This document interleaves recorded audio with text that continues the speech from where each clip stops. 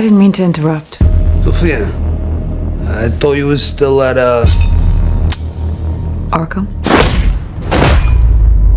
There is a new detail about the Penguin Season 2 nobody is talking about, and it completely changes the rules of the entire series. We already know that the first season ended with Cobb standing at the absolute top of Gotham's criminal underworld, but there is one massive problem hiding behind his victory.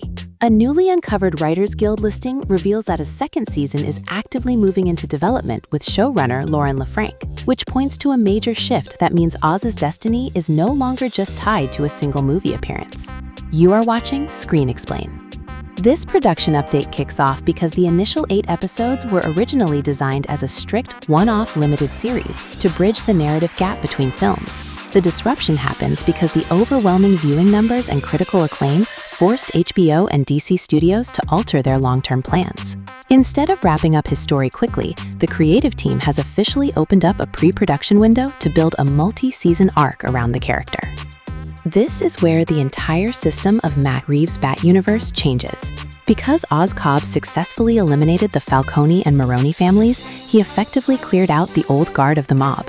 This power vacuum forces Oz to stop acting like a desperate street-level hustler and start functioning as the absolute corporate head of Gotham's drug trade.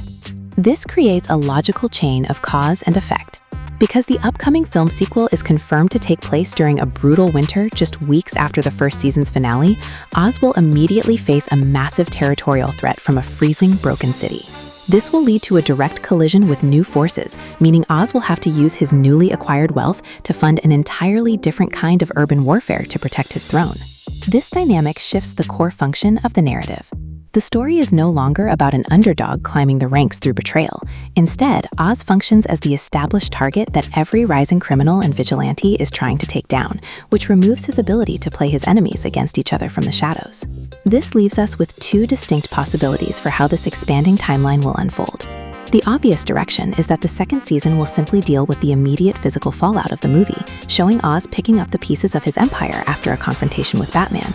But that feels too predictable for a universe built on slow-burn crime sagas. A more likely outcome is that Season 2 will act as a completely separate chronicle focused on Oz defending his territory from international syndicates like the Triads, completely expanding the scale of the underworld beyond the GCPD's control. This changes what the project is truly about, moving from a temporary cinematic bridge to a definitive, standalone exploration of how absolute power corrupts a city step by step.